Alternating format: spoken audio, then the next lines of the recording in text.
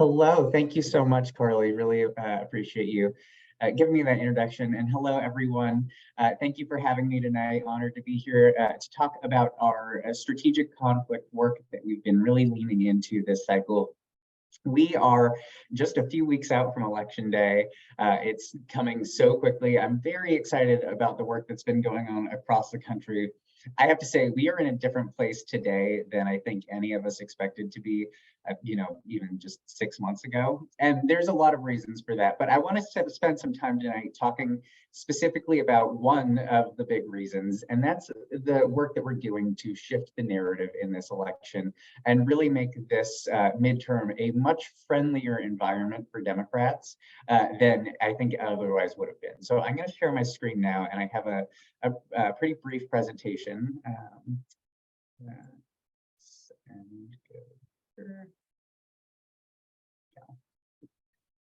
Okay.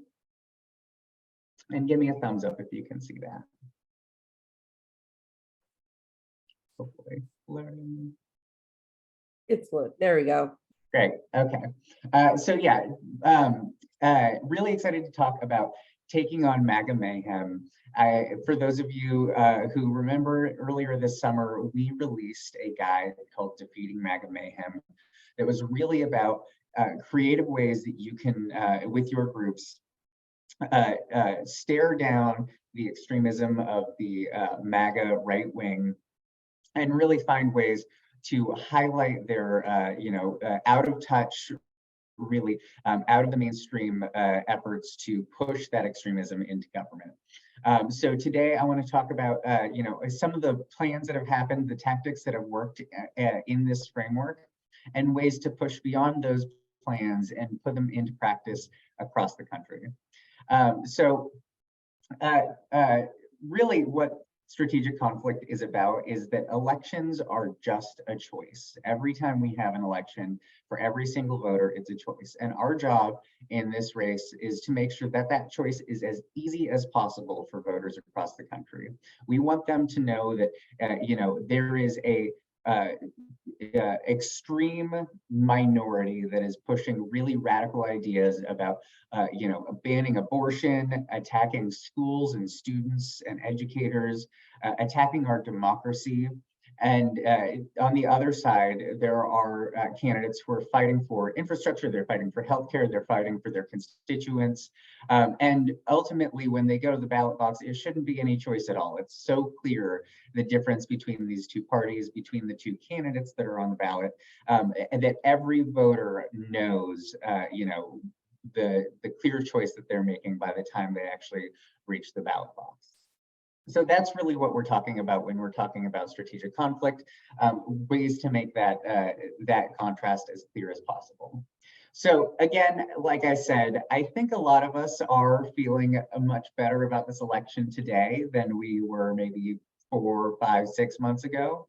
There was a bit of a turn in, I think, everyone's feelings about our chances in this election a few months ago. And there's really 2 reasons for that. First, huge thank you to everyone who has been doing direct voter contact, or DVC. I think everyone on this call is probably really familiar with the work that goes into contacting voters, reaching out to them, telling them how to vote, where to vote, and hopefully who to vote for. The most effective way to do this, the best way to reach people, is when they're already primed to hear that message. They already have good feelings about Democrats. They already have, negative feelings about Republicans. And once they have the information and the tools to go out and vote, it's very easy to have that conversation with them. But that other part of the equation, that narrative work to build an environment where they feel friendly towards Democrats, more likely and more willing to vote for Democrats, is a key piece of this work. DVC, that direct voter contact, really only works on a receptive audience. So you want to surround them with unappealing stories about the other side, and then, of course, positive stories about, our side. And so This is what we're really focused on when we talk about strategic conflict work, this like very visible work that we're doing.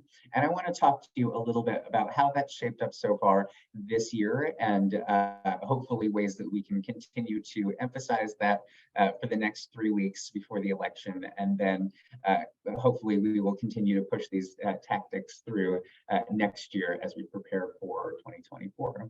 It's way off though, so let's not think about 2024 too much yet. So just to really lay down in clear terms what strategic conflict is, I want to give you a little contrast to the other ways people are approaching the election. I will just be really clear, and I think a lot of us are in agreement on this, that leading up to this midterm, a lot of analysts and pundits and people within the Democratic Party and progressive groups didn't really have a clear, singular view on what actually worked to win elections for Democrats and beat Republicans. There was not a single prevailing paradigm across the party and the coalition. Some folks definitely pushed popularism, and that's a framework that encourages Democrats to really focus their messaging only on the things that a majority of Americans like and to avoid divisive topics. So this would look like campaigning pretty exclusively on stuff like lowering prescription drug prices or protecting the ACA. Those are both great things that we can totally run on and emphasize, but this would also say to avoid divisive topics like abortion or trans rights or anything that really incites heat on either side or alienates folks. So you don't want to talk about those. So that's one approach that is being pushed by a lot of folks, especially in the data community, which is helpful in directing some messaging. Then there's another approach that really pushes the idea that a strong left-wing progressive-based turnout project would be enough to win.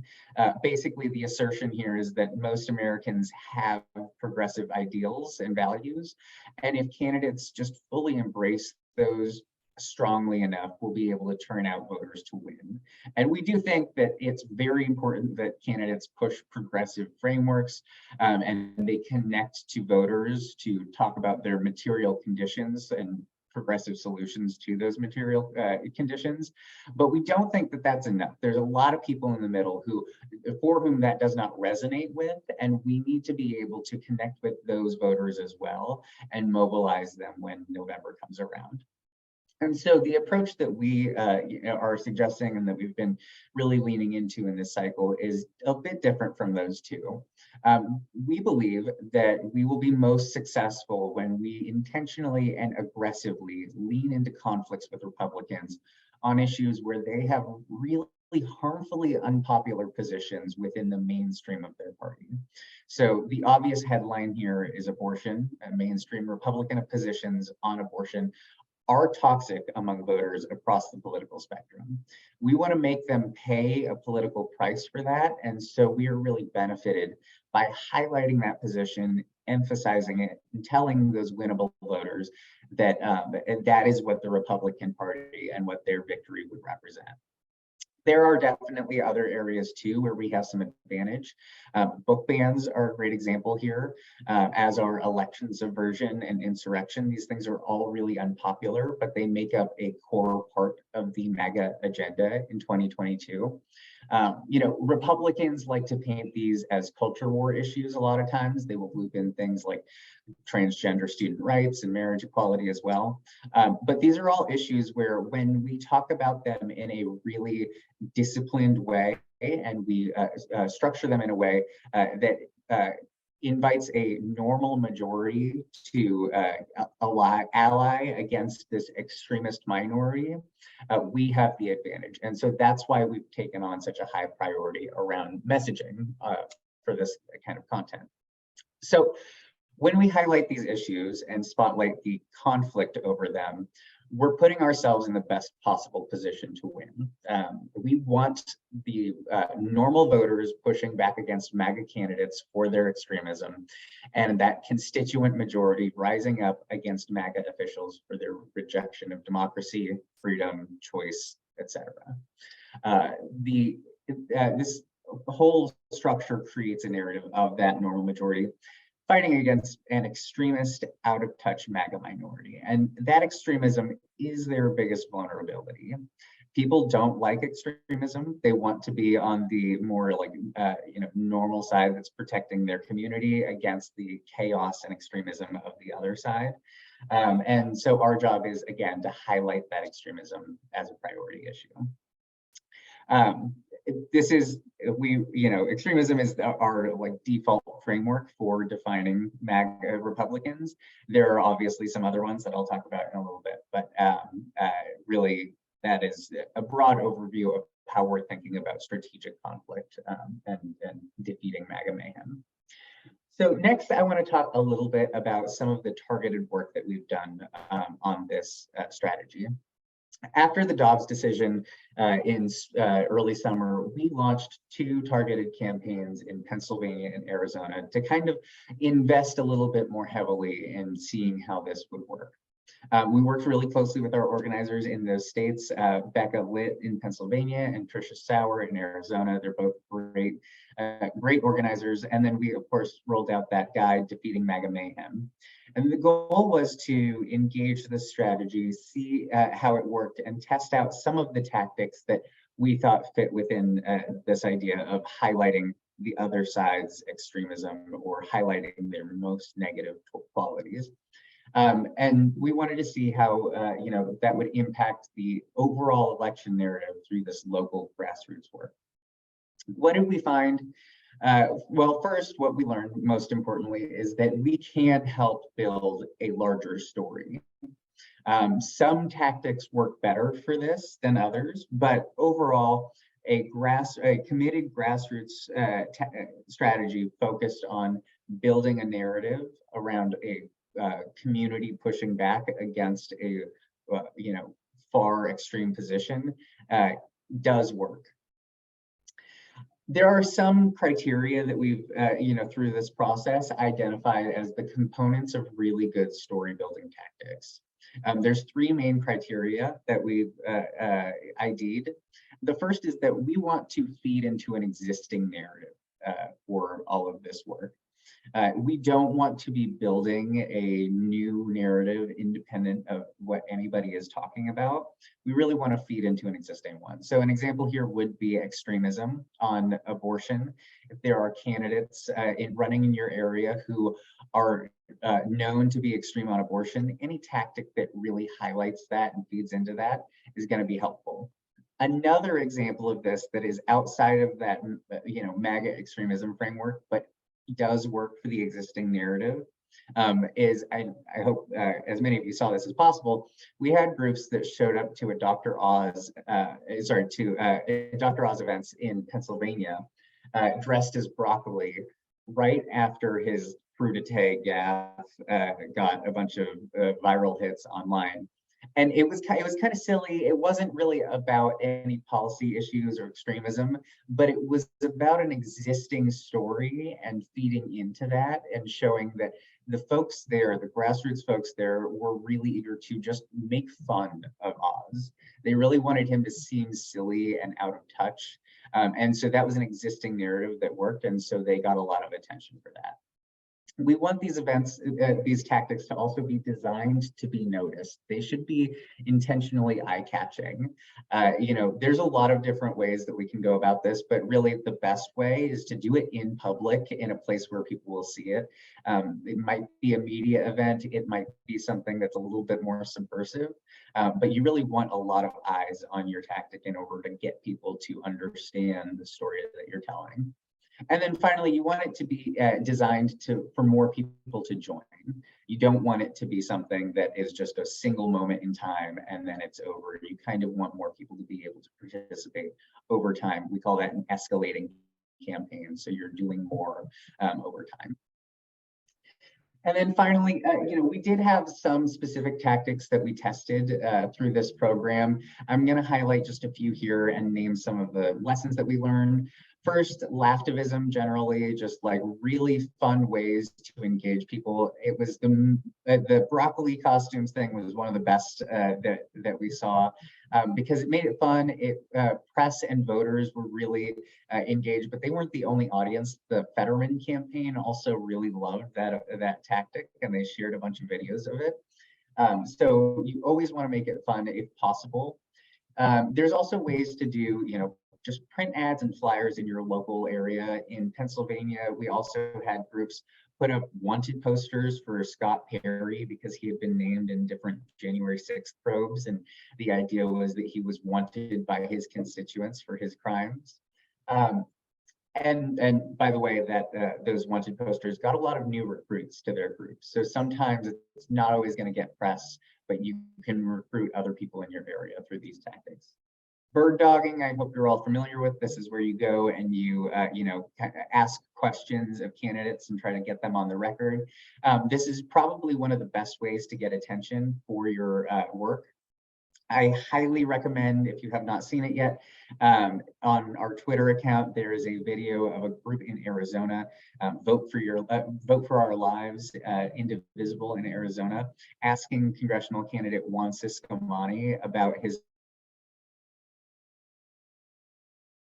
stance on that he was going to get the question. And when they asked, he pretends like he gets a phone call and summons his staff over, and they usher him away. It's embarrassing. It's very funny.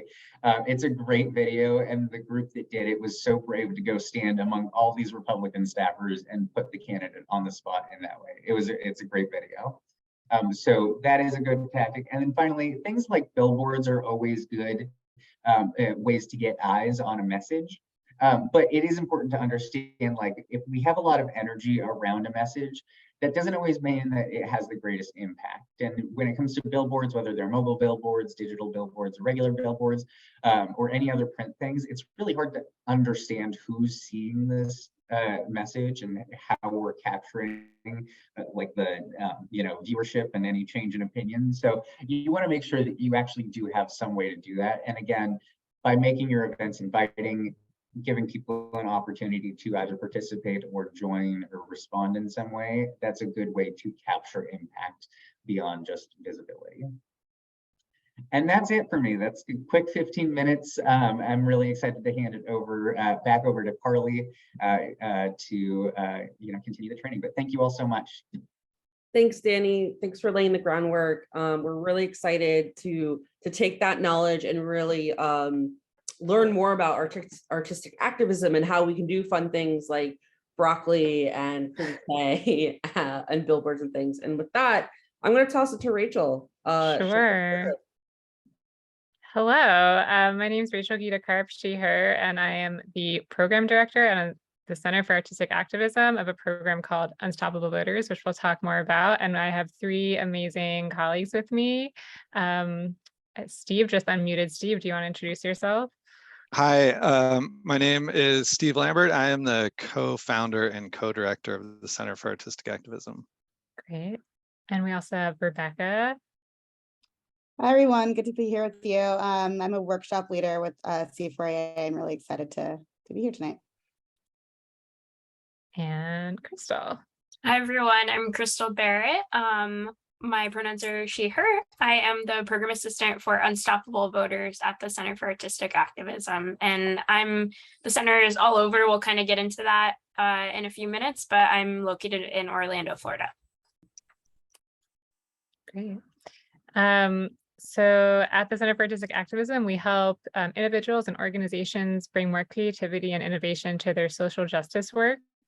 A disclaimer that I have to share is that we're a 501c3, so officially we don't support or oppose any candidates or political parties. So I just want to say that up front. Yeah, we can't do anything without the express written consent of Major League Baseball.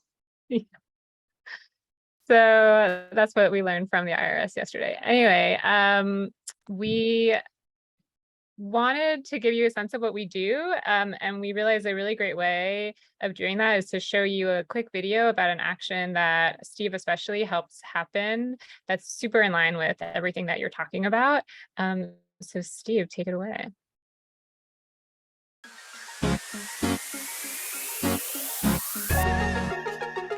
So on July 18th, 2016, I was in this auditorium of about 15,000 plus people. My collaborators and I were a small group at this really huge event, and we were trying to change the conversation, and it was not working. I'm sure you can relate. I'm sure you have felt locked out of discussions and policy change, forced to watch from the sidelines, loud, angry, still unheard. My name is Steve Lambert. I am the founder of the Center for Artistic Activism, and we help people use their creativity and culture to affect power. This is the advocacy team at SWEAT. SWEAT is the Sex Worker Education and Advocacy Task Force. They're based in South Africa, and they work on the decriminalization of sex work. Now, decriminalization is an evidence-based approach to increase safety and decrease the transmission of HIV. The problem is because of stigma and judgment, a lot of people don't want to hear that evidence. So we worked with SWEAT for years, and they called and they said, can you help us with the 2016 AIDS conference? And if you don't know, the International AIDS Conference is the largest health-related conference in the world. There are medical professionals there. There are advocates and activists there. And there are governments and doctors, right? Governments and health ministers, I should say. This is the room where it happens when it comes to AIDS policy. So I asked SWEAT when we got together, what do you guys want? And the number one thing that they said, first thing they said, most important, was that if people on the stage, the topic touched on sex work, they wanted them to mention sex work. Just say sex work or sex worker. This seems like a pretty minor victory, right? Just to have the word sex worker said out loud. But in 2012, the AIDS conference happened in Washington, D.C. Sex workers were not allowed to attend. They couldn't get visas because they are considered criminals. In 2014, it was in Australia. They were allowed to come, but they felt excluded. They felt like their proposals were rejected. They felt very unsupported. In 2016, it's in South Africa. It's in SWEAT's backyard, right? Where sex workers are being attacked and murdered every year. And so they said, you know, at this event, you're not going to shut us out. When there is a topic that hits on sex work, we want you to mention sex work. We want to have a presence. We've waited for this for years. So the question is, how do we make that happen? How, at this huge event where there are, the people speaking are like way, way, way over there. How do we get the people on stage to mention our issue? Now, when you are trying to work creatively, this first stage, this is where the anger comes out. When you've been marginalized, the impulse can be to come back really strong, right? To just put it in their faces. When you or your friends have been abused by the police in your country, you want to fight back. You want representation, and you want justice. When your friends have been murdered, you grieve. And the first stage of grief is denial, and the next one is anger. So it's a very natural response to feel anger. So their first idea was, we're going to charge the stage, we're going to hold up banners, and we're going to be as loud as possible. Now, the thing about working creatively is like you need more than one idea. So now we could have done this, right? And in fact, this is a picture from 2012 in DC. Charge the stage, banners. This is from 2010 in Austria. Charge the stage, banners. And I could go back decades at the AIDS conference and show you pictures of people charging the stage, putting up banners, and making noise. But if we were to have done this, what would be the result? So doing this first idea, we risk turning audiences against us. When we interrupt the people on the stage, we would become a disruption. We become an interruption. It could be seen as rude. The other thing is when you're presenting anger and you're being angry, people don't see you. They don't hear who you really are. The other thing is that it's completely expected. It's like part of the tradition of the AIDS conference, and in that way it would be totally unmemorable. So, how do we get people on the stage to mention our issue? Now, we'd worked with Sweat before. We knew they know how to take the cultural terrain of the AIDS conference and develop a creative solution. Can we do this in a way that wins over the audience? Can we do this in a way that incentivizes and rewards the speakers? Can we flip this, right? So together we came up with this, which was a count-up clock for speakers. And it says, you've been talking for this long without a mention of sex work. Whenever they would start, we would start the clock. And those are my legs. So we just silently walked around with this sign. And if someone mentioned sex work, we were prepared and we would flip the sign over and thank them. So walking around, making our way around the audience, and no one mentioned sex work. The first speaker doesn't mention sex work. The second speaker doesn't mention sex work. We're 40 minutes into the program, and no one has mentioned sex work. And I'm like, maybe this is not going to work. We must ask, then this happened. Who is vulnerable? Throughout the world, sex workers and their clients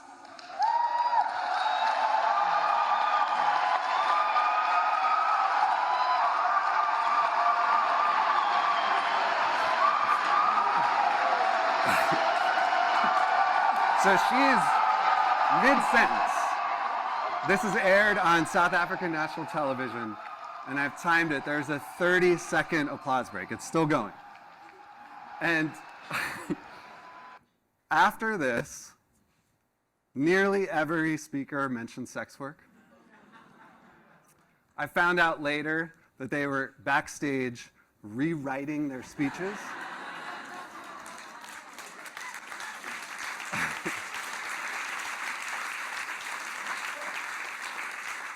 And every time they mentioned sex work, there was just this explosion. You'd have to stop your speech because the whole place would go crazy. Our action became the iconic image of that event. I can guarantee you the audience had more fun. And the speakers felt rewarded and included, right? So this was one thing that we did at the AIDS conference. We did about 12 different projects. And Sweat went on and continued this work using creative tools and methods that came out of the workshops and the work that we did together. This is one example. They came up with new audience engagement strategies that welcomed people in. They also tried really wild ideas like a satirical campaign where they ran one of the sex workers for president.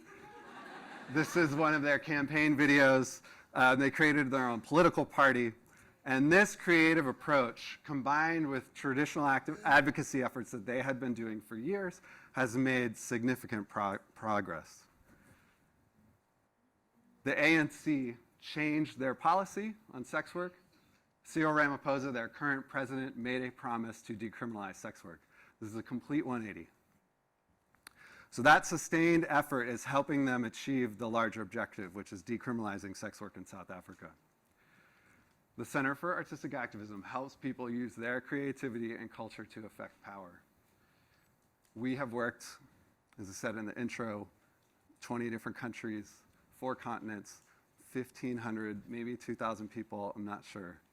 Every single one of them is angry. I'm angry about a lot of the stuff that we've worked on.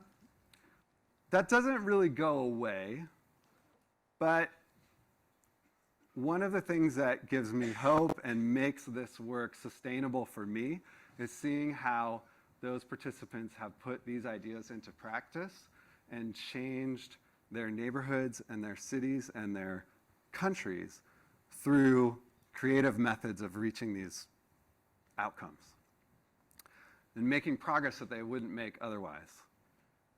This is why we started the Center for Artistic Activism, because we know that artistic methods are what make activism effective. We are doing a breakout at the recess tomorrow. I would love to talk to any of you about this some more. And thank you for your time.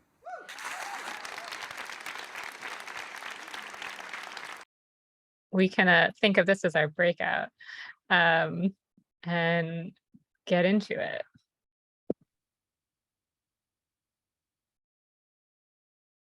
Crystal, tell us what we need to know.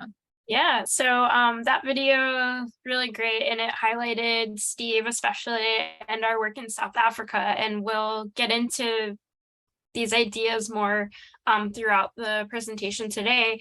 But we just want to share first that the center is even more than that. So we're part of a much bigger group, and on the screen are some of the people we work with, and we all hail everywhere from South Africa to Croatia to Nigeria to Slovenia and New York and California and Florida and beyond. And we also work on lots of issues, and this list here is not even complete, but we've worked on many issues from COVID-19 vaccine access to sex work, like you just saw, sex work decriminalization, like you just saw, and safe injection sites, climate crisis, and so much more.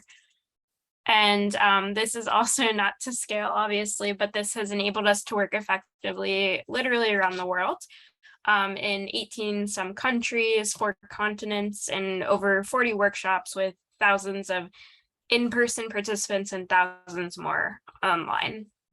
Yeah. And for the past few years, we've been able to focus more at home through this program called Unstoppable Voters, which takes all the things we've learned from working all over the world and applies them to ensuring that everyone can vote and that we're all unstoppable voters in the most expansive way that that means. And we have a little video that I'm just going to put in the chat that you can watch later if you want to see more of what Unstoppable Voters has looked like. But just to go through it really quickly, we've worked with hundreds of artists and activists and everyone in between on dozens of pro-voting projects that have happened all across the country using the same methods that we're going to share with you today. Yeah, and what we're going to do today, just to give you a little overview, is we're going to obviously talk about what artistic activism is. We're going to go through the steps of building a creative campaign and defining audiences.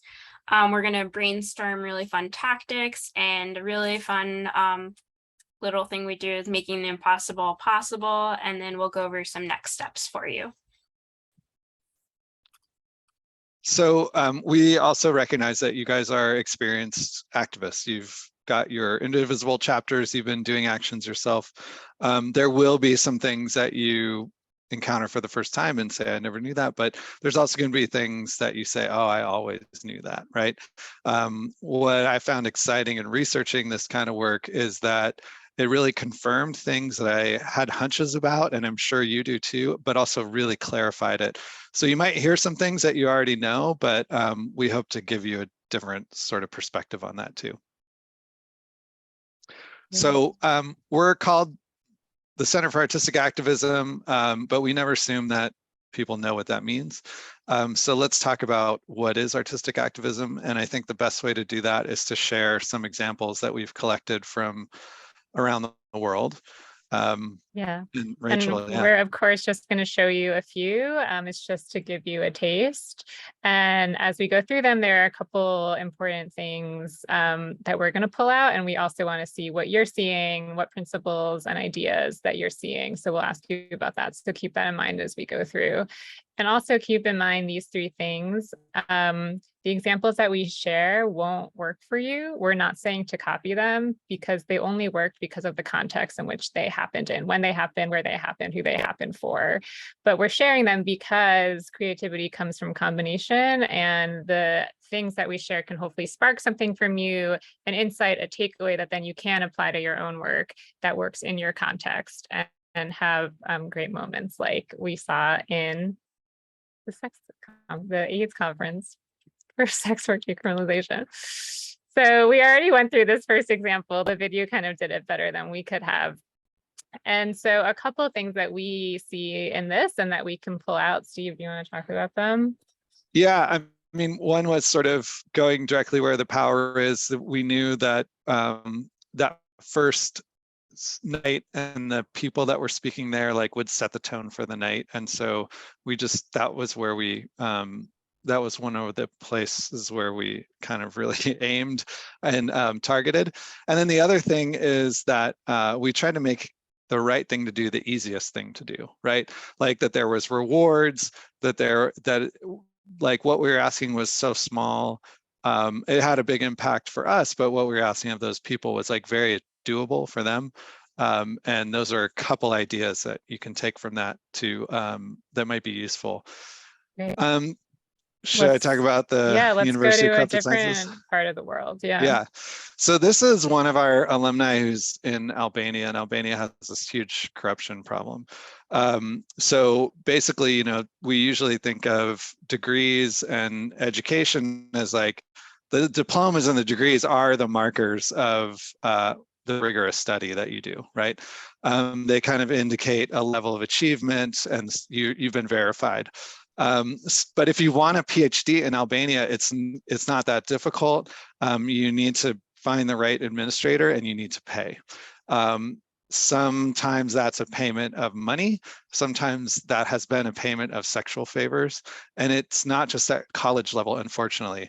So this is a big problem in the country, and it not only makes everyone's education less valuable, but it also endangers the population, because you really can't be sure your doctor or your civil engineer or the legal counsel you have or the expert that you trust in government has the proper training. So one of our alumni, Megan, wanted to talk about this, but the interesting thing was that these sort of pieces had been talked about in the news, right? Like the reason he knew about it was because there were journalists doing this work, but it just wasn't having the impact it should. So they set up a graduation, and the video does a good job. Yeah, it is subtitled because they're speaking Albanian, but here you go. Sot jemi mbledhur në këtë ceremoni për të ndarë përfundimisht nga e kaluara.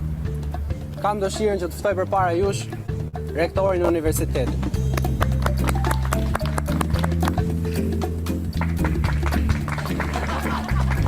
Programet tona të studimit lidhen drejt për drejt me realitetin dhe tregun shqiptar të punës. Abuzim me tendera publik, blerje votash, shmangje taksash, marrëdhënie seksuale në krye të detyrës, sekser, korrupsion aktiv dhe korrupsion pasiv.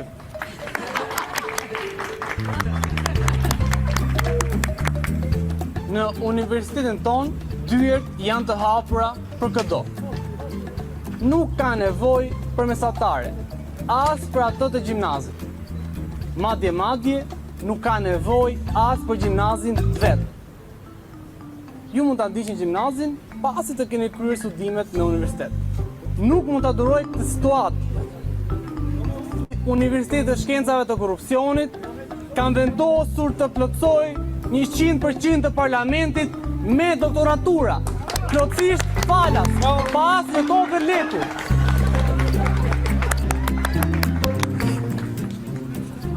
Doktoratura falas për të gjithë ju. Totalisht falas. Po zotri, edhe për ty atje. Eja, merë një doktoraturë totalisht falas. Është dita juaj sot, ndaj dijuni të lirë të më kërkoni edhe foto. Ju faleminderit. Jam shumë e emocionuar, nuk e prisja që vetëm në kaq pak kohë të merrja një diplom dhe një diplom profesor shkencësh. Besoj që me këtë diplom si profesor doktor I shkencave do arrim të gjejmë një punë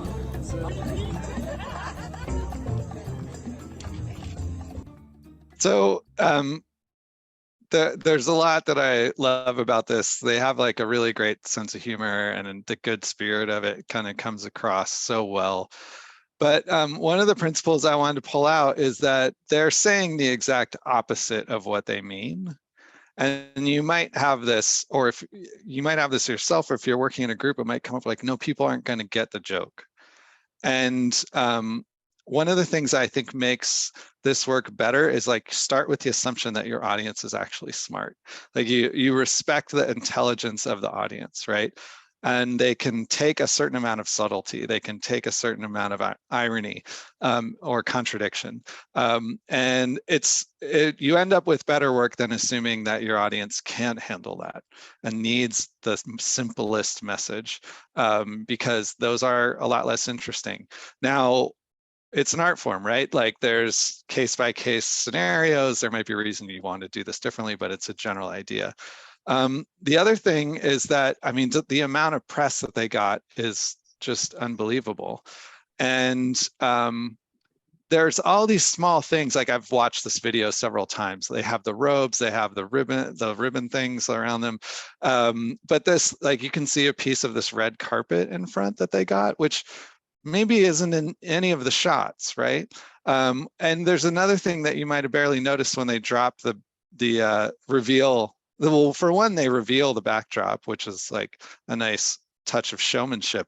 But there's someone with a confetti cannon on the side that blasts it over them.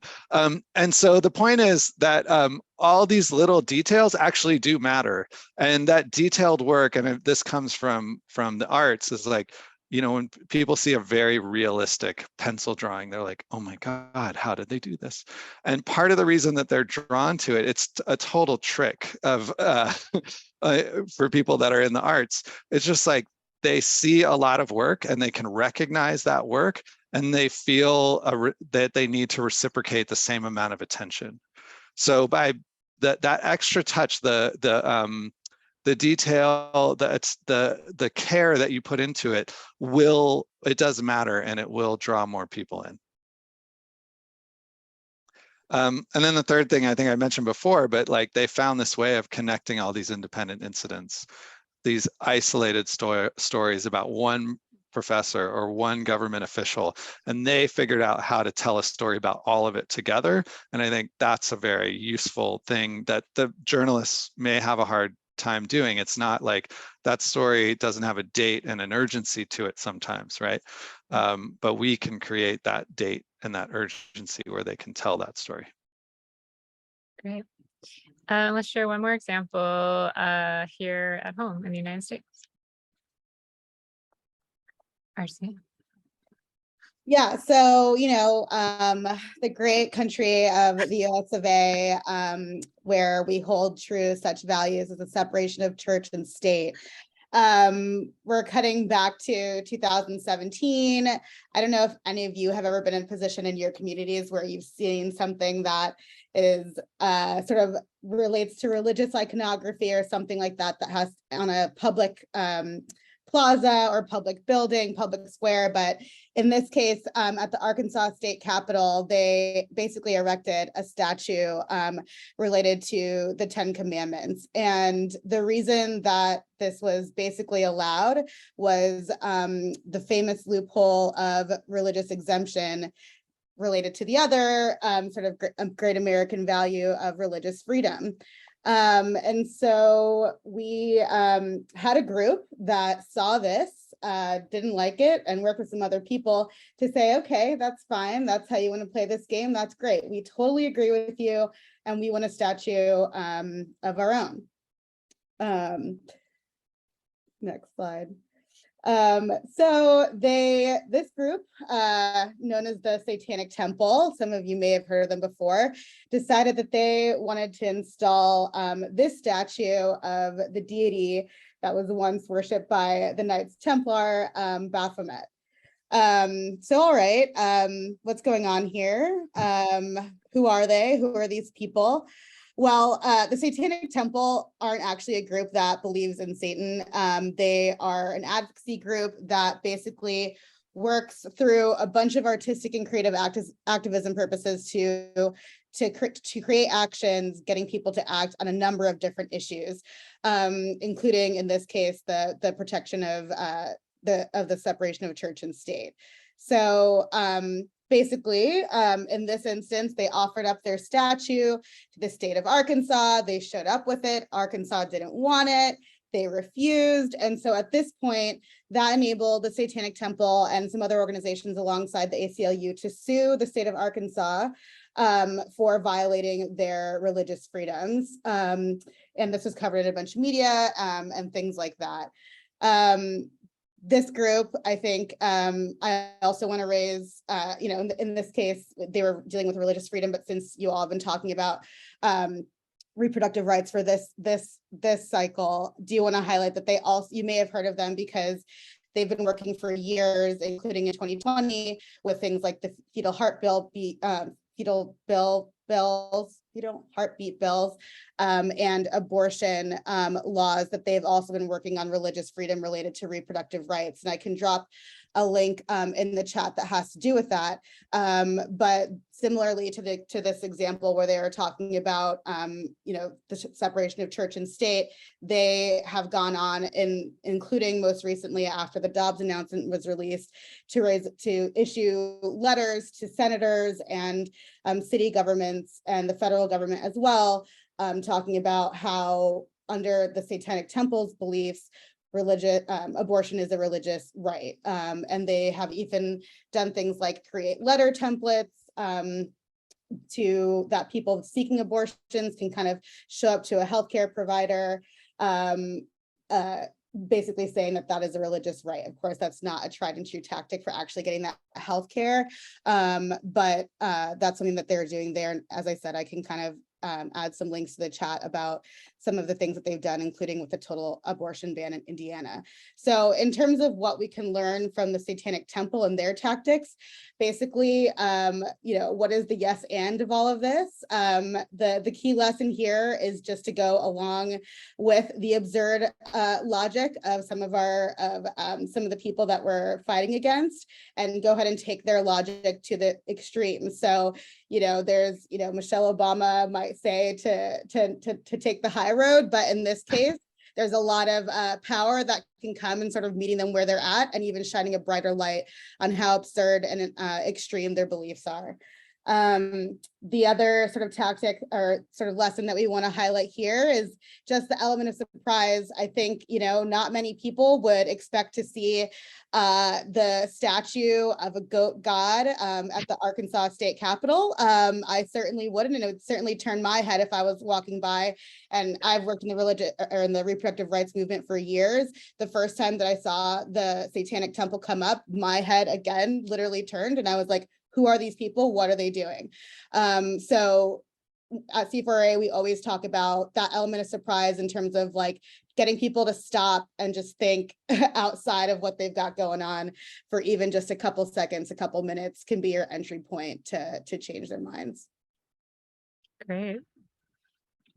So you might still be thinking, but what do we do with these examples? And so just a reminder, like Rachel mentioned earlier, these won't work for you.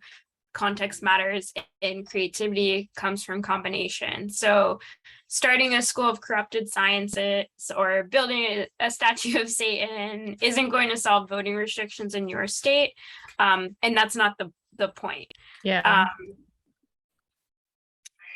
So in the chat, we want you to tell us some things. So again, you might be wondering why did we show you these? But in the chat, if you can share some takeaways from the examples we shared, like what are the principles you are seeing from these creative actions? And these principles that are going to come up on the screen are just some of the ones that we kind of have picked out in our years of research and working with groups over the world. Yeah, these were the ones that came up from our examples, but we'd love to hear any that you had. And these were ones that we pulled from Danny's presentation earlier that feed into our work. We're all complementing each other, right? Right. Yeah. So while you're get people's attention through the unexpected. Great. Yeah, Al Franklin, you have a good point, and this is why you got to like come up with a new context for this, right? And something that would work in 2022 as opposed to 2017. So Yeah, I'm going to come back to some of those comments while you type them. But one of the ideas that we do want to get across is that this isn't about recipes, right? Like Crystal was saying, you can't just like take, and Al, you're saying too, right? We can't take this idea and bring it into 2022 and expect the same results. And we're not telling you to take like elements of actions or like, here's how you do a flash mob, or here's how you do wheat pasting. And then you just add your issue and stir it up and bam, you have artistic activism. What we're about actually is having you think of yourself like a chef, right? So you have all these ingredients, you have all these materials that you can use. Some of them are local to your state or your city. Some of them are for the region. Some of them are to a specific politician or issues that are going on there. And you can combine them with the things that are creative things in your life, right? Or just ideas that you have and mix them together. And it's probably like, if you've ever tried to develop a recipe, you got to test it, you got to experiment with it. We're also big advocates of that. That's part of being creative. It's not like, hey, I'm going to come up with this one idea and then do it perfectly. So we want you to think about like, what are the local ingredients? What spices can I pull in from other places? And what are new dishes that I can make as opposed to a recipe? So yeah, this is what people think artistic activism is. Right. Where like an artist comes in and might paint a mural about an issue that they care about, or maybe an organization has a whole campaign and then is like, oh, how can we add some art to it? We don't mean this, which we think of as art about politics, or so like this art that's just like commenting on an issue. And we also don't mean activism with a little bit of art, like a protest that has these like really beautiful signs or puppets or things like that, because we're thinking of art in a really different way than you might usually associate art. We don't mean like art with the capital A, like art school training, or what might come up when you hear phrases like modern dance or classical music or Shakespeare. By artistic, we're referring to all of the powers that come with art and creativity, which can make social change much more effective. And social scientists actually really study the powers of art and what art can do. And they're all things that we really need in our activism. So art helps humans express feelings and ideas that can be difficult to put into words. It helps create purpose and meaning. It can connect people through shared experiences that situate ideas through personal relevant stories.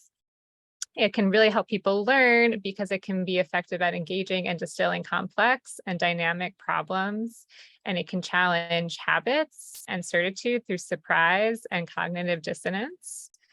It can frame familiar problems in new ways. It can enchant and invite participation. It can engage all of the senses and all of our sense-making capacities, and it can provide opportunities for synthesis and personal meaning-making. Now, when you think about what Danny talked about, those are really helpful things, right?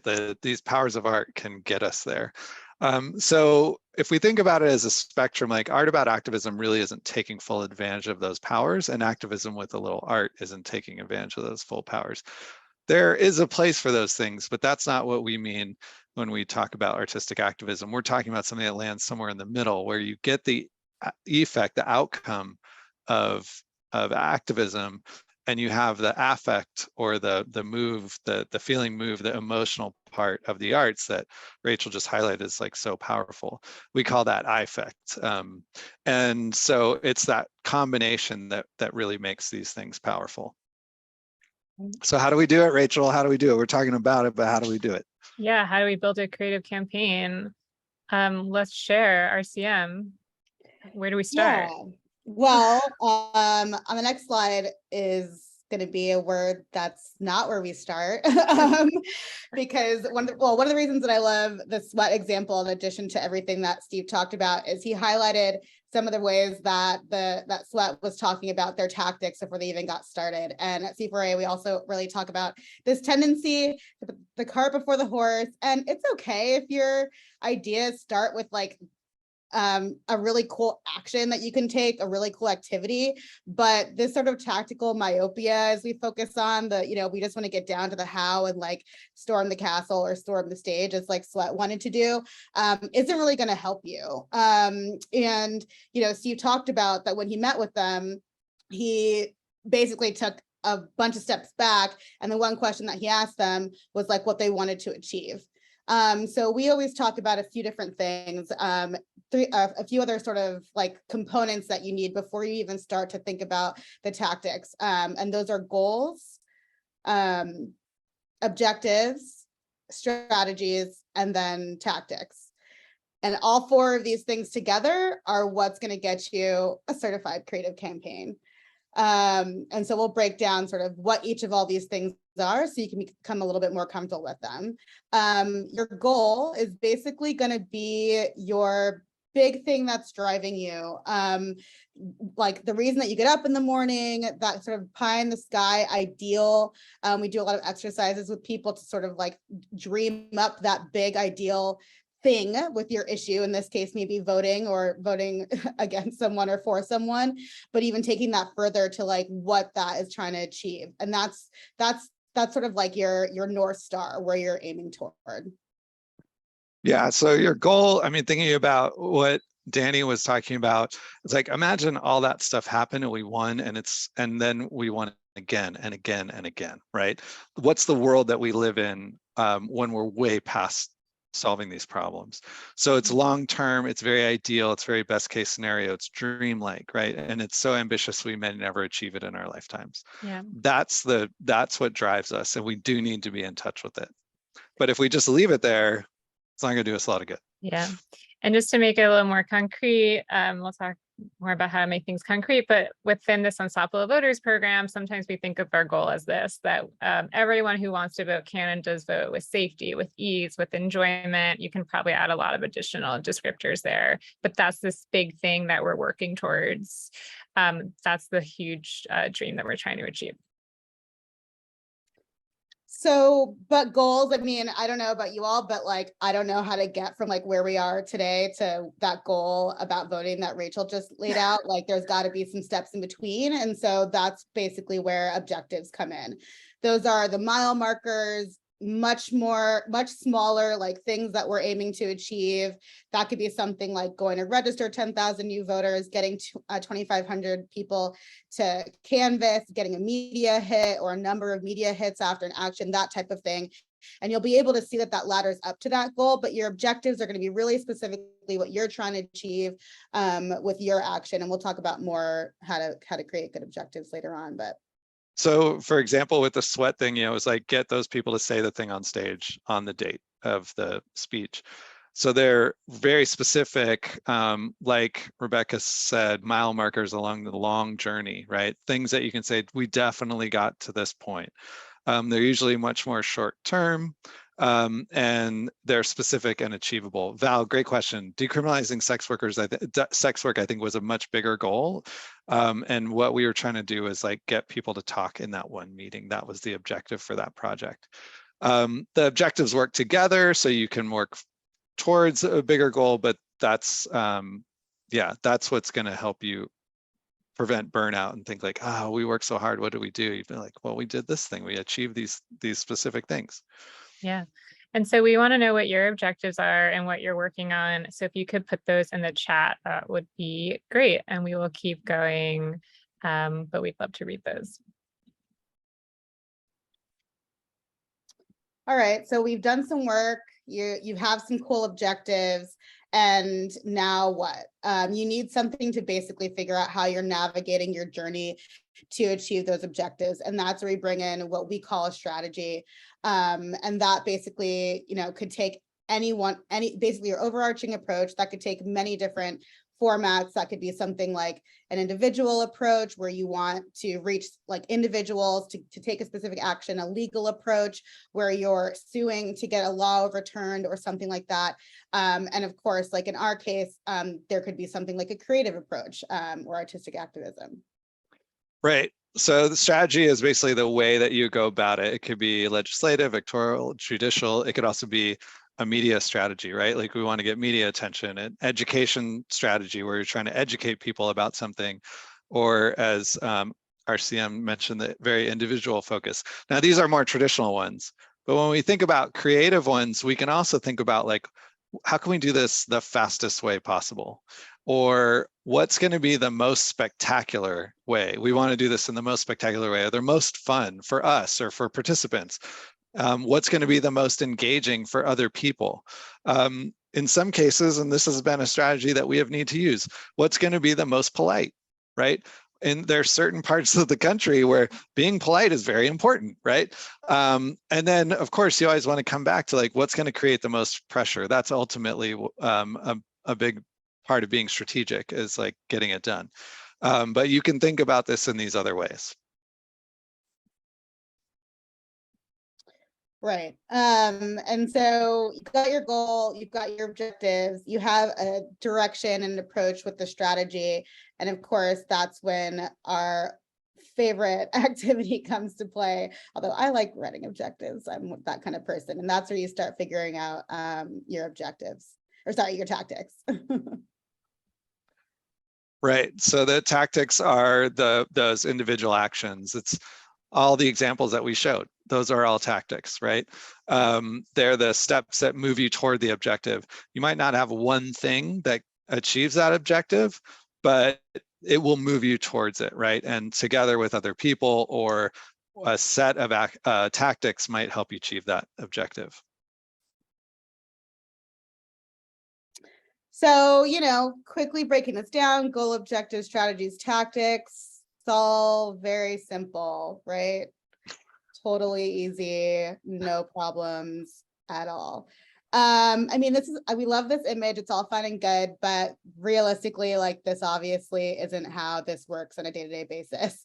You're going to come up with objectives, you're going to come up with tactics, you're going to go off course. Something's going to change on the next, on the next slide. We have something terrible might happen. In 2016, that could have been the election of like a giant orange Cheeto, and you just spent all your months and months coming up with your strategies, objectives, goals, and tactics, and then you're like, cool, this isn't going to work come January 2020. And that's all to say, like, that is a part of the process, and that's totally fine. It is still always as valuable to keep with this process and adjust as you need to. But, making sure to do all these different steps, because that's going to keep you on track to know if what you're doing is working, to have that plan. And especially when you're working in coalitions and groups like you all do at Indivisible, to make sure that you're working on the same path.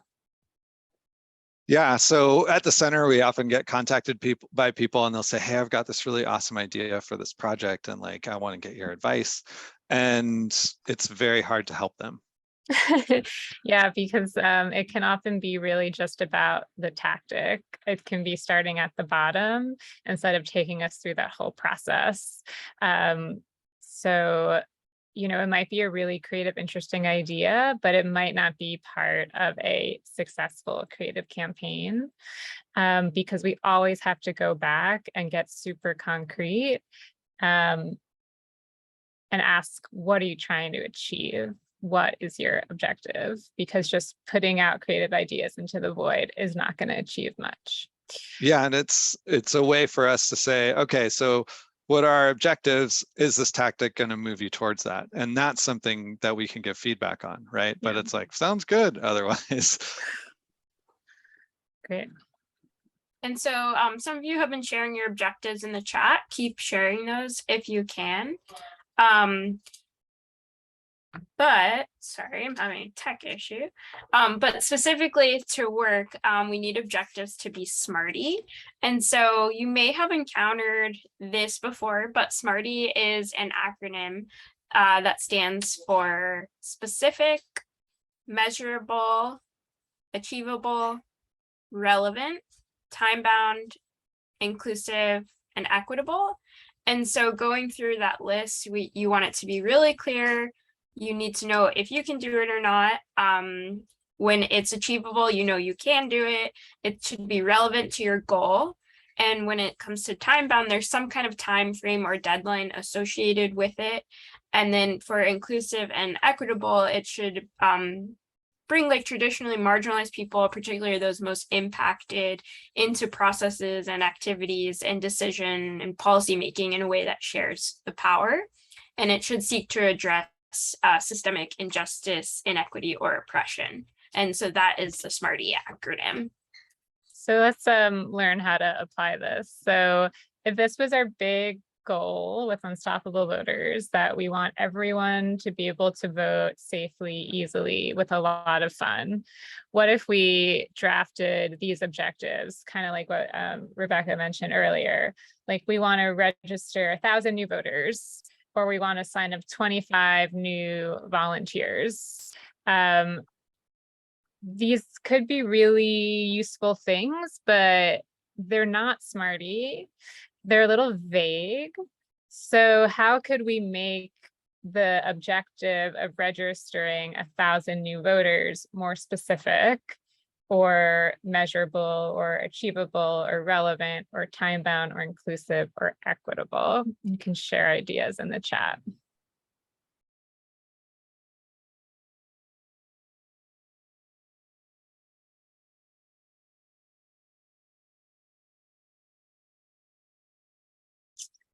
But Nancy, they could be so much more. Exactly, Barb. Yeah, when? Okay, so like, what if I registered 1,000 new voters on December 15th? Would that be helpful for the midterms? Maybe not, so specify. And like, every state has a different voter registration deadline. So you want to know that, put in the objective, and then it's super clear by when you have to register 1,000 new voters. So that makes it time bound. How could it be more specific? What's another way it could be more specific?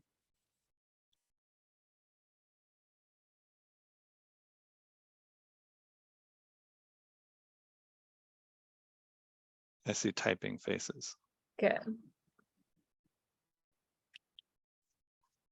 Where? Absolutely. Say that you're based in Arizona. Well, then maybe you should say what part of Arizona you want to register these new voters in, because if like you're sharing this objective with someone and they don't know where you're working, that's not very specific or clear. Exactly. And in terms of making it specific and potentially inclusive and equitable, you can share the demographic that you're trying to reach. Are you trying to reach new people who just turned 18? Are you trying to reach people who are in the communities that are facing the highest barriers to voting? And who are those for the place that you are? So those are all details that you can add to make the objective much more specific, which also makes it much more exciting, and people can start getting ideas of like, okay, how do I reach this audience? What creative ways can I reach this audience and do this thing by this time?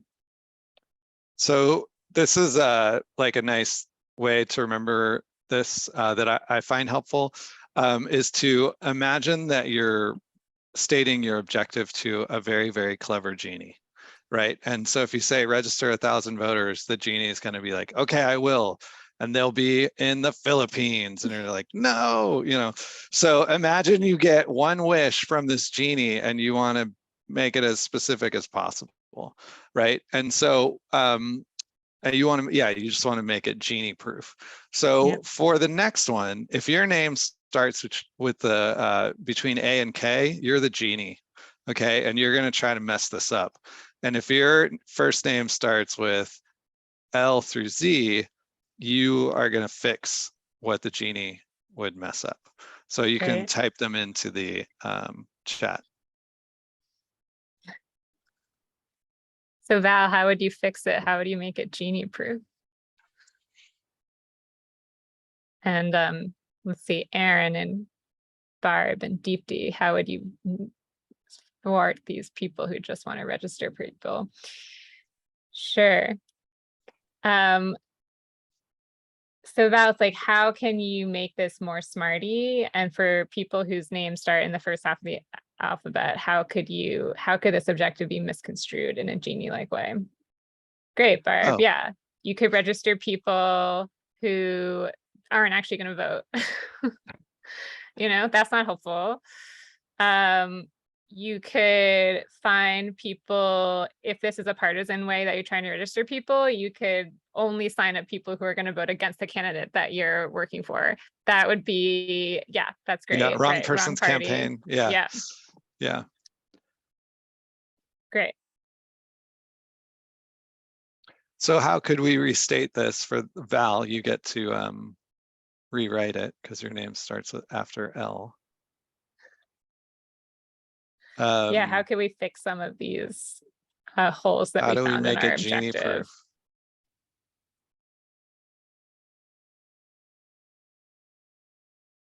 proof? Okay. So Kathy, yeah, having a really clear objective may have helped.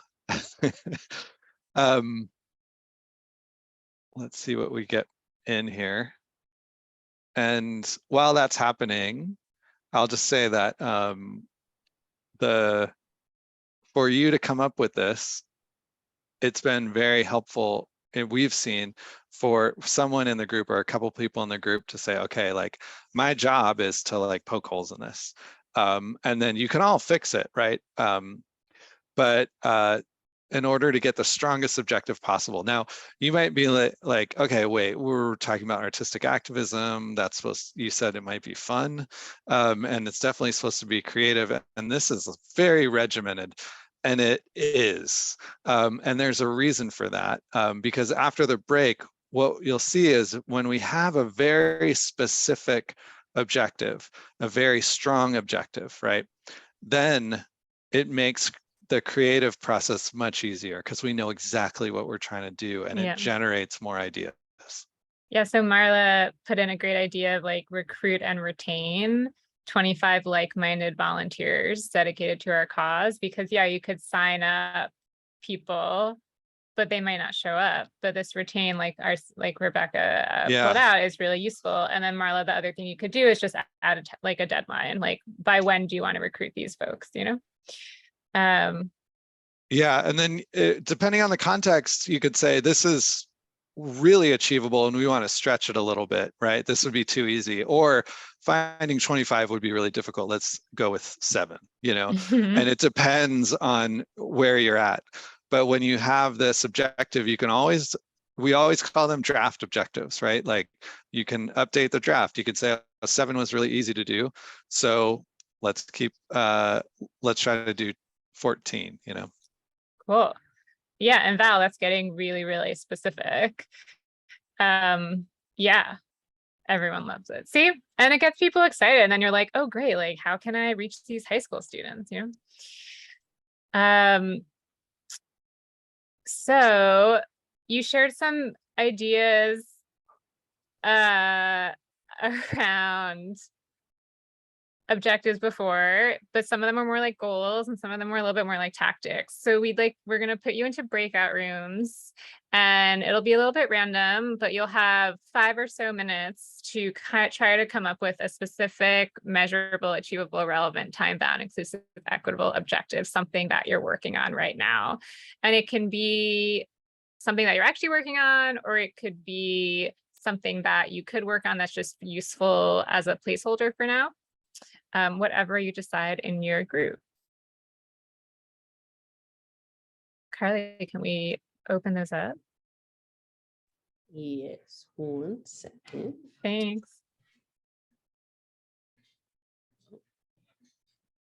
All right, folks should see a pop-up and they should join the room.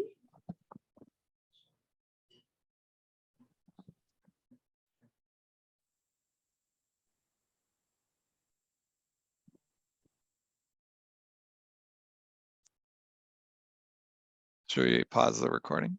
Sure. Placeholder. Oh, great. Thanks. I was confused.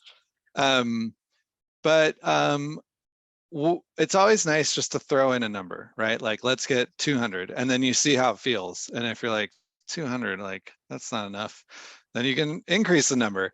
That's part of writing a draft, right? Great. We got another one from Heidi. Meet with all federal representatives in New Mexico to present Veterans for Peace's anti-nuclear stance. Oh, okay. So if I was an evil genie, I would say, okay, great, that's going to happen in 2029. Yeah. So we can add a date to that. Another thing that I would wonder is this all federal representatives? So that's like less than 5, right? I'm looking at you, Heidi. You can nod or you can shake your head. You can nod. Yeah, less than 5. So it seems achievable, right? Yeah. So let's talk about inclusive and equitable, right? Like you could think about what kind of people you want to have in those meetings, right? Who do these representatives need to hear from? Or if you don't want to put those people in those meetings or make that ask, you could say, how do we bring their presence or what they're asking for into that meeting? Great. Okay, John, you have a huge one. Campaign to elect Dr. Kermit to Senate. He is a big proponent of Medicare for all. So this is like what I would do if you really were serious about launching a campaign to elect someone to, I'm assuming US Senate, not state Senate, but either way, it's a big thing, is break that into smaller objectives, right? Because that would take several years. And one of the great things about this is that you can, if the timeline's short enough and you know what you're doing, right? Like going back to Heidi's of meeting with this certain number of federal representatives, you can kind of measure your progress and see it. But so what you want to do is break it into those kinds of pieces where you can say, we want to get Dr. Kermit committed to running. I'm just guessing that he's not quite committed yet. I don't know. But like that could be something you'd need to achieve over the next 3 to 6 months. And it kind of just makes that project more, it brings it into a scale that you can achieve on that kind of timeline. And also it's hopefully a little bit more motivating because you're like, we can do that, right? If the objective is too broad and too big, you might not have that feeling of like, we could start, like, why are we talking about this? Let's do it. When objective is really good, it's like, yeah, let's go, right? Like that can be one of the side effects. All right, great.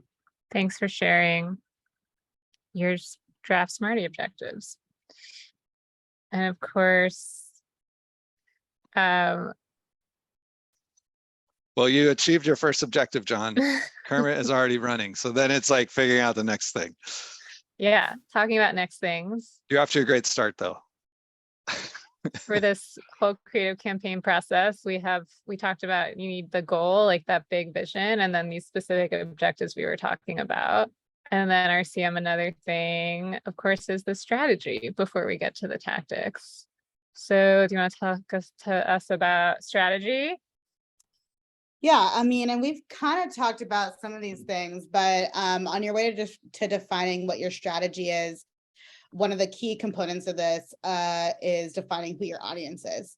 And this has come up, in their Smarty objectives even, or, when you guys start getting more specific about who you're trying to reach, like there's a lot more specificity that sort of stem from that. And so we wanted to share, we don't have time to do it, but we wanted to share one of our favorite activities that you can do by yourself or with a group of people to basically like really hone in on like who you're trying to reach. And then that'll help you, like everything will stem from that.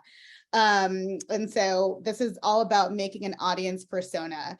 And, we started even like asking you guys more information about like who you're trying to reach, like what their age might be. Go ahead and give them a name, any other demographic info. We talked about that. But like keep taking it further. And what do they do with their time? And make this really specific. Like, are they watching Bridgerton on the weekends? Are they into sci-fi? Like, what are they doing? Because, we care about people in general, and we can say things like get 25 people to volunteer, but like, we don't really care about people. We care about specific people. And we can start to like imagine who we know and like really what this person looks like. We can get more specific about what their motivations are, what they're interested in, and that'll help us really shape what we're trying to do. So again, like figuring out what they love, like, are they getting pizza on the weekends? Do they have a family? What does their family structure look like? Are they single moms who feel like they don't have a lot of time? And then of course, like what they want to change, like who are these people? What are their main things that they care about? Because you got to match it to your specific audience. I do this a lot in like the healthcare field. Like you want to do this big sort of thing of like, everyone wants to vote, but people are like, I just need time to do my laundry. And maybe your tactic is like bridging those two things, but the more specific you can get about who this person is and having this kind of avatar for your audience, the more likely that you'll be able to develop a tactic that works. And the last thing is figuring out what are their barriers to working on the issue that you care about, to doing what you want them to do in terms of your objective. Is one of these that they might fall into a hole? Maybe, I don't know. But physical barriers. These are one of the things that we can also kind of send around, but this exercise in general can be really great. If you have time, we'll move on to the next thing, but we could brainstorm a little bit together. Okay. Yeah. So folks, do you have any audiences that you want to throw in the chat to share with us? Like Carly had said that a lot of you are trying to reach media.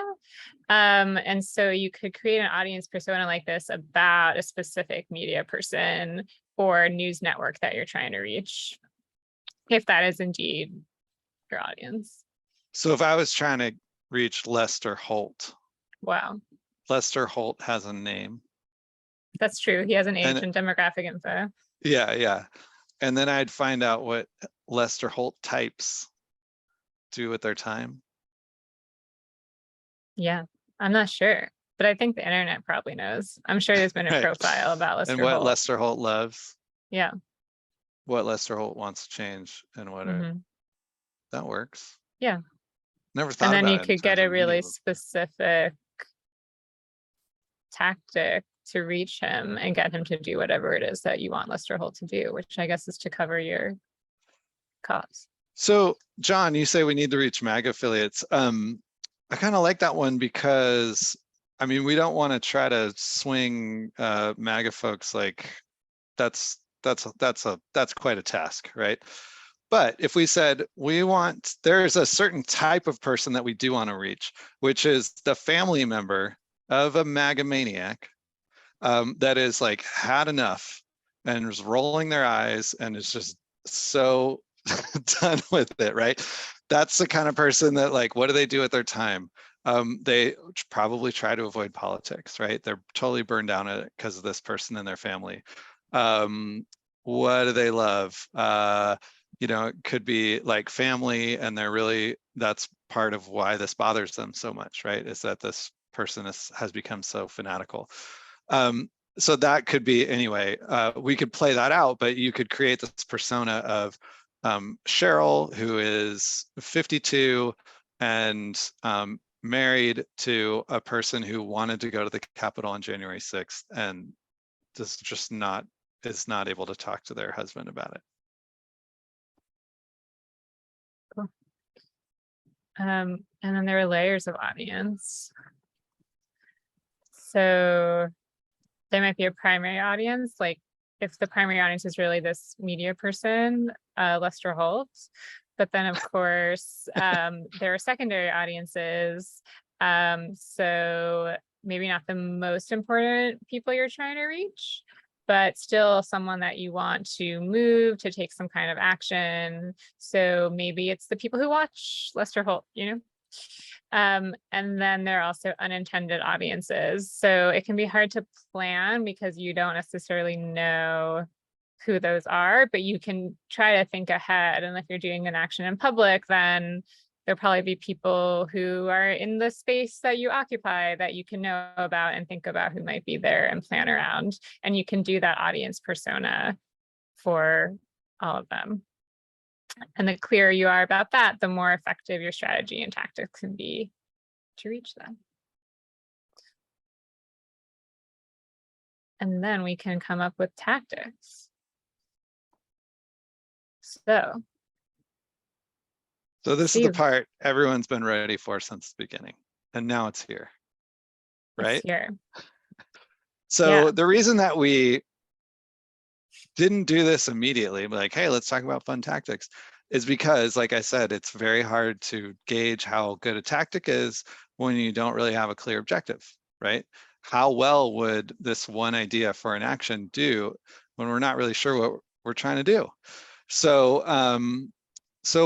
we need an example objective. We do. And we might be able to scroll back and find one. I felt like there was a good one here. Are you looking to?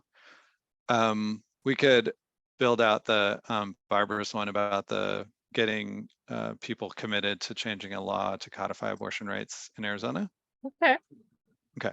So let's Great. say how do we make that? Yeah, what's our Smarty version of that? Yeah, we want to get 300 people committed to taking action to, and that commitment means they sign up or they give their information, they come to a meeting that could take a lot of forms, but committed to change, to codify abortion rights in Arizona by the end of 2023. Okay. So we're just trying 300. Yeah, basically, like, our objective is to build a movement that is at least 300 strong for this specific thing. Yeah. That's what I put in the chat, right? Yeah. Okay, cool. Yeah. So now we get to come up with tactics to do this. Yeah. But we're going to come with tactics in a very specific way. Right. We'll put you back in breakout rooms. We're going to give you a very short amount of time, not Yeah. because of the schedule, but because it actually works better when you don't have a lot of time. So you're going to come up with 10 ideas for actions that achieve the objective or get us closer to achieving the objective in the chat. But the first 7 have to be impossible. And we mean really impossible. Like, you can't do them. Like, they defy the laws of physics, or they bring people back from the dead, or they require way too many people, or way too much time, or billions and billions of dollars. Maybe they're even unethical. Cool. Yeah, anything is possible because we're trying to come up with impossible ideas. Yeah. So I have a place where you can collectively put them at this link, which also has the objective at the top. Yeah. Yeah, and we want you to move through them, right? So you don't have to agree in the group, you just have to come up with them. And we want you to get to 10 in how many minutes? By 15 after, so in 7 minutes. Oh, you're generous. I was gonna say 5 minutes. Okay. Yeah. Here we go. Carly, if you want to open those up again or create some new ones, is fine. Shuffling. So great, I love the shuffle. Give me 2 seconds. Sure. And we should be good to go. Welcome back.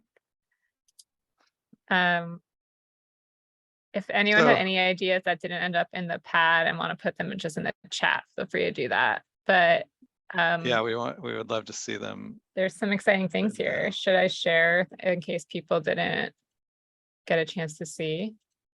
Here. This is where hypnotize people, train mice. Cool. Bring 300 people who died of COVID back to life and convince them Trump lied to them. I'm not sure if that really gets at the objective, but it's cool. It's just like quantity of ideas.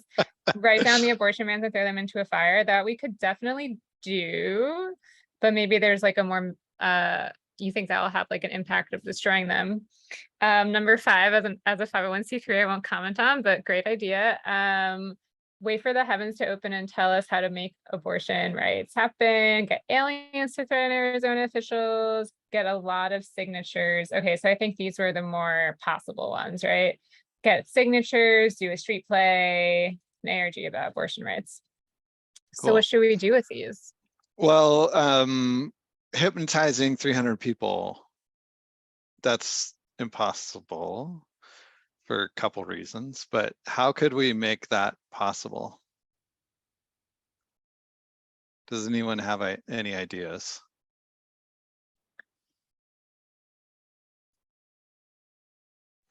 Subliminal messages in a TV program.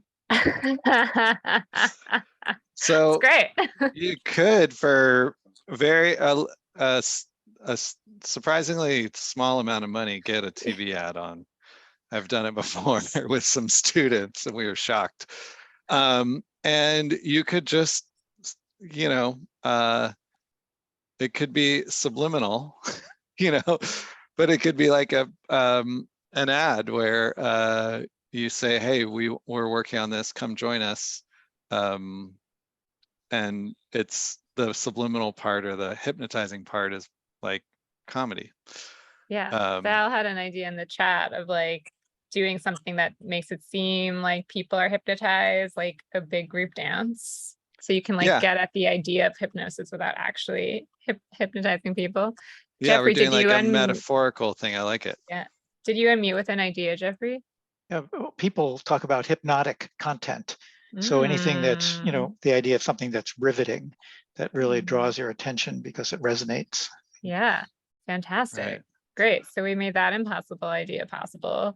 There's one really simple one though. Like you could set up a table and be like free hypnosis. And then when people come up, like wave the watch in front of them and say, you want to volunteer with us, and like tell them about what you're doing. And like, if it works and maybe it'll work better than just setting up a table. Yeah. It's a little strange. People won't be able to just be like, oh, this person's tabling, I don't want that. They'll be like, what's happening here? How do we get aliens to threaten Arizona officials?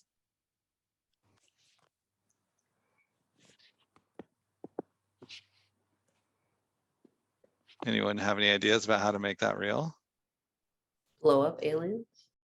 Blow up it, sure. You just get a bunch of big blow up aliens and you put them outside the Capitol, or you go inside with them. I don't know.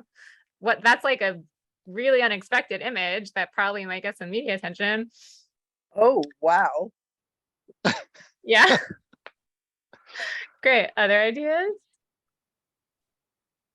Just tripping off of that one, it could be, you know, sort of like the aliens could, you know, have a message, people of Earth, you know, that sort of start off with that. Yeah. There's like a whole like sequence you could create out of that.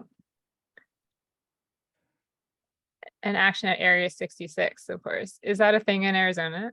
Like Area 51? Area 51. Area 66 is like that much more secret.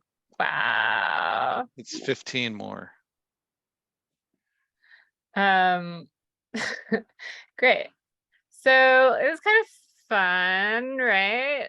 It's maybe more fun than thinking about getting signatures on a petition. Though that if that is the objective, you could also come up with impossible ways of doing that. Yeah, and it's a you know, this, I think we just saw one group's list, but you know, you can break it into small groups and come up with 20, 30 ideas very quickly, and then talk about how you can make some of them real, and then you've got some ideas to work with, sort through. Now the problem is you probably have more than you can use, right? Because you've come up with 30, and how do you make sense of them? How do you not just go back to like, well, we'll just go back to what we did before, right? So what can we do? Yeah, so there's important questions we like to ask when choosing a tactic. And so, of course, you always want to ask what is going to help you achieve your objective, because you could have an idea you might think would be cool and interesting and fun, but if it's not going to get you to the concrete thing you need to make happen, then there's no point in doing it, unfortunately. And then you also want to ask, like, what are you excited about? You're going to be the one working on it. So if there are a few options for tactics that you think could all achieve your objective, then pick the one that you actually want to work on, because then it's going to be more fun. And it also matters what your audience could get excited about too. And so we would go back to the audience personas that we talked about earlier and think about what they would get excited about.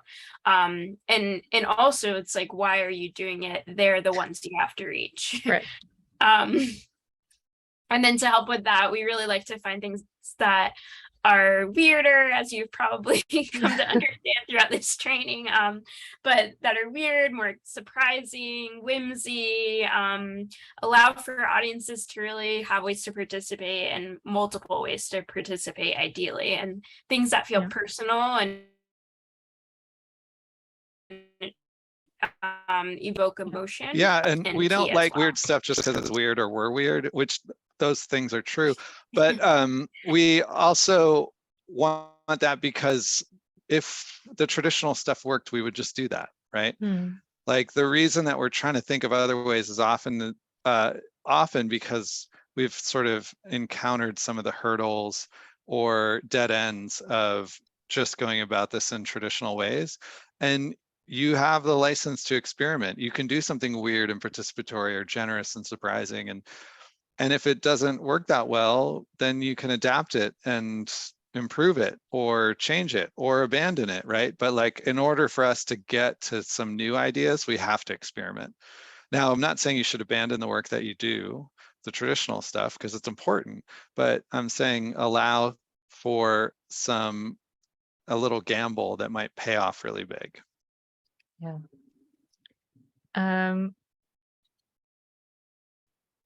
We did a lot today. We did. Give yourself a pat on the back. Yeah. So we talked about what artistic activism is. We talked about the steps of building a creative campaign and defining your audiences. And we brainstormed tactics and made the impossible possible, which is what we were just doing in that like part that people think is always the most fun, I think. But we're going to go over some next steps as well. Yeah, so it came up a little earlier in the chat, but Rebecca, take it away. Yeah, we hope that this entire session has planted some seeds to germinate over the next few weeks as you're thinking about actions to do ahead of the election. What might help is one resource that we have called The Art of Activism, which is a book that our Steve here and the other Steve at C4AA wrote together, and an accompanying, you guys, I can't speak today, accompanying workbook that has some exercises that you can work through to help you get at those like tactics and objectives and everything that's going to help you out along the way. And beyond the election, we also are doing these Art of Activism sort of learning labs. And we have 3 more days to actually apply for a lab that's going through the next 2 months. And it's our last lab of this year. You can stay tuned for more information on potential labs next year. But it's a 6-week sort of workshop where you join a small group of like 10 to 15 people, and we walk through the book together, do a bunch of the exercises, and really learn from each other and have an open dialogue around some of the things that we're thinking about, the actions that we might want to do, and just becoming more comfortable with this overall process. Steve, we also have something called Revolutionizing Activism. What's that? Yeah, so we would have these great conversations with really creative people around the world, and that was wonderful. But the terrible thing about it was that no one else was hearing them. So we started organizing these. My box of light bulbs fell over. We started organizing these kind of monthly conversations among people that were doing exciting new things in activism, and they're all recorded and you can watch them, and they're a fun watch. If I was going to start with one, I would start with the one on humor, because why not? And then if you get a taste for it, you keep going. And it feels really in line with a lot of the principles that Indivisible is working with right now. So we thought the humor one might be really up your alley. So that's the direct link to that. And then we also just have a ton of additional resources on our site. Something that's really useful is this all of this IFACT planning and assessment tool set that we have. And it's a way that we have all these tools where you can plan out your actions and then measure the impact of them. On your own terms. Yes, and your own time. Yeah. And so that is what we have for you. And I think Crystal also put in the chat a request to fill out little feedback form. So you can do that to let us know, because we like to assess ourselves as well and have you help with that. Cool. That's what we have for you today. Any questions?